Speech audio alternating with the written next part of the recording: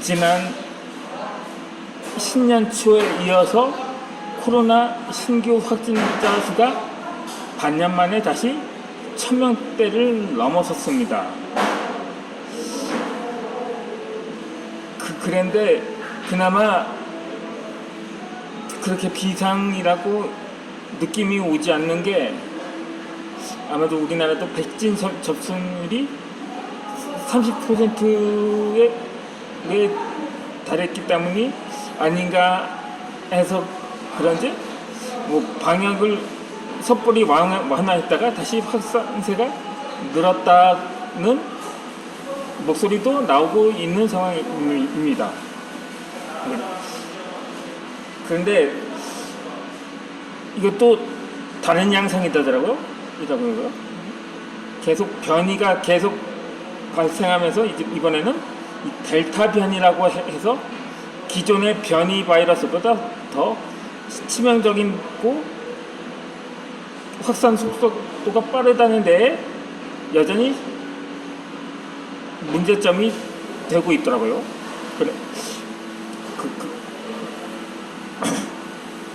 그렇다면 이거 백신이 통하지 않는 것 아니냐고 말할 수도 있을 것입니다. 그런데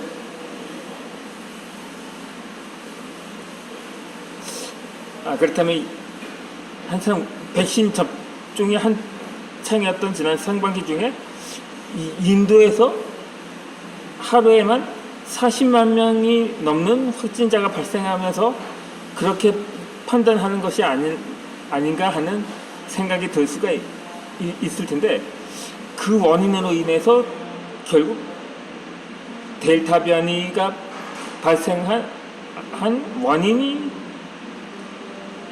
아니냐는 물음을 받기도 하는 거죠.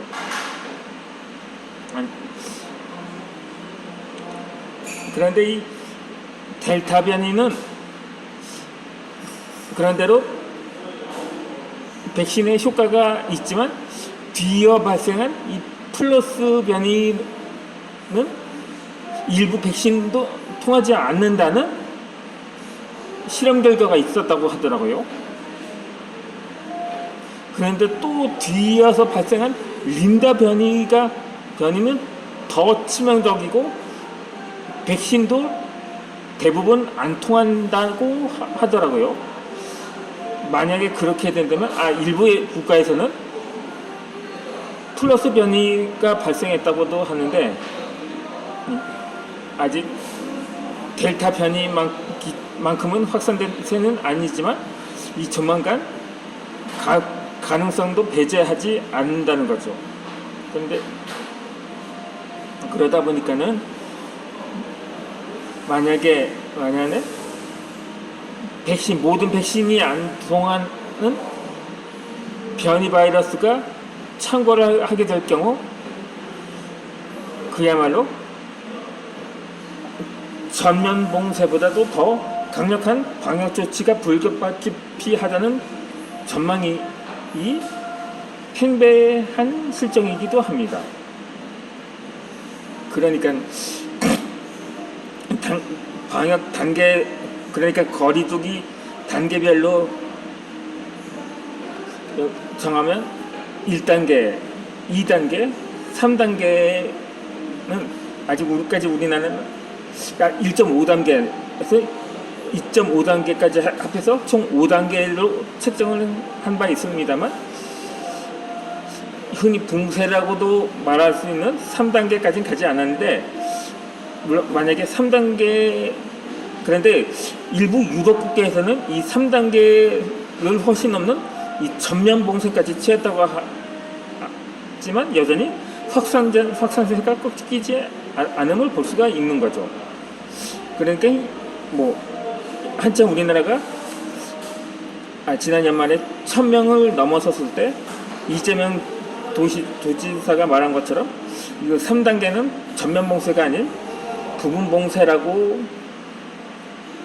한 바 있는데, 그에도 확산세를 꺾지 못하면 전면 봉쇄로 갈 수도 있다고 발언한 바 있었거든요. 다행히 그 정도까지는 가진 않았는데, 만에 하나 림다인지 머시기인지 기존의 모든 백신도 통하지 않는 변이 바이러스가 창궐을 하게 된다면 정말 전면 봉쇄보다 더 강력한 방역 조치를 취할 수밖에 없게 되는 거죠. 그렇게 되면 기존의 마스크보다도 더 두꺼운 마스크를 착용하고, 실내는 물론 집안에서도 마스크를 착용하고 있어야 되고, 심지어는 잠잘 때도 마스크를 착용해야 하는 상황이 발생하지 않을까 하는 우려가 되기도 하는 거죠. 그러니까 거의 지금의 북한 수준의 방역 조치를 취할 수도 있다는 경고인 거죠. 이 말이 나와서 말인데, 지금 한창 델타 변이 바이러스가 확산세거든요. 지금 100개국이 넘었다고 하더라고요. 그런데 여전히 가장 그 변이 바이러스에 노출될 가능성이 큰 나라 중에 이 중국이 있거든요. 그런데 중국은 이 코로나의 진원지임에도 불구하고 지난 9월 이후로 확진자가 단 한 명도 발생하지 않고 있다고 합니다. 그것은 북한도 마찬가지고요. 지금까지 누적 10만 명대의 확진자가 발생하긴 했지만, 그거는 중국의 초창기에 제대로 된 방역 조치를 취하지 않고 그냥 숨기고 있었다가 그냥 확산세가 커진 것 뿐이거든요. 그러다 보니까 지금 뭐 델타 변이라고 하니까 그 코로나 진원지가 인도로 향하고 있는 분위기도 없진 않습니다. 그리고 인도는 백신 접종률이 아직 10분의 1 수준이거든요. 지금 뭐 인구가 13억이니까 1억을 맞았다고 해도 거의 소수에 불과한 셈인 거죠. 그러니까 아직 그 백신이 통하지 않는다고 말하기에는 이른감이 없진 않습니다. 그러다 보니까 처음에 이 바이러스의 발생 원인이 중국의 고해 유출설이 충분히 제기될 수는 있었거든요. 진원지가 중국 우한이다 보니까. 그런데 갈수록 다양한 의견이 나오더라고요. 박쥐는 날아다니기 때문에 그냥 바다 건너 그냥 확산되었다고 할 수도 있고, 그게 아니라면 요즘 기후변화로 인해 얼음이 많이 녹아서 얼어있던 바이러스가 활동을 시작했다는 추측도 있더라고요.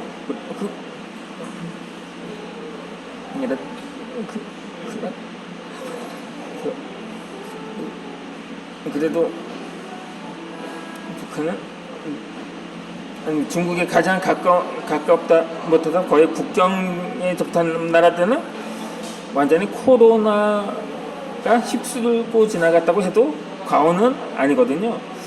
그런데 이 북한은 여전히 확진자가 나오지 않았다는 말에 다소 신빙성이 없다고 여겨지는 것은, 그것 때문에 혹시 중국의 고해 유출설이 더 가능성이 크다고 확률이 많아 보이는 것이 아닌가 하기도 한다는 거죠. 그렇다면 그야말로 심증이 아니라 물증에 가깝다고 볼 수도 있겠죠. 아마도 북한은 아니 중국과 북한은 혈맹을 넘어서 거의 분신 관계라고 시진핑이 언급했던 것처럼 거의 마치 북한을 한 몸처럼 여겨서 그 코로나 바이러스가 확산되는 것을 사전에 통보를 해서 그렇게 유출을 사전에 할 수가 있었던 게 아닌가 봅니다. 그렇게 해서 그래서 아마도 이번 정말 아니라고 생각했지만 그게 사실이라면 전 세계가 중국을 가만두지 않을 거라고 봅니다. 구소련이 붕괴된 원인이 이 체르노빌 원전 유출 사고로 인해서 그 자국뿐만 아니라 그 주변국과 이웃 국가들마저도 상당한 피해가 있었기 때문에 많은 나라들이 그 소련의 우호적인 국가들까지도 소련의 등을 돌리다시피 한 적이 있었거든요. 결국 그것으로 인해 세계 U1은 아니고 세계 U2의 초강대국이었던 소련이 공중 분해되는 사태까지 발생해버린 셈이었던 거죠. 이 마찬가지로 중국도 이번 사태를 계기로 인해 전 세계가 중국의 집중 공격을 퍼부을 경우 결국 중국의 운명도 머지 않을 거라고 짐작이 가는 현실이 아닐 수가 없는 거죠. 그렇게 물론 만에 안에 그렇다면 사실 올해가 중국 공산당 100주년이라고 지금 축제 분위기 그러니까 거의 인도만큼 사람들이 모였다고 하는데 그래도 여전히 중국에서 확진자가 나오지 않았다는 말이 나오는 걸 보니까 이 분명 무언가 음모론이 제기되고 있는 것도 아닌가 보더라고요. 예전에 에볼라가 창궐을 했었을 때는 강대국들이 세계의 인구를 줄이기 위해서 고의로 바이러스를 유출했다는 말이 나온 것처럼 말입니다. 그러니까 중국에서도 우한에서 일본의 731 부대처럼 방역 연구소로 간판을 달고 은밀하게 연구를 진행한 것이 아닌가 하는 추측도 해볼만 하더라고요. 그렇게 된다면 이가 원래 사실이 아니길 바랐는데 만약 소련이 이번 기회에 붕괴되길 바라는 마음이 간절한 사람들은 이게 사실이라도 이걸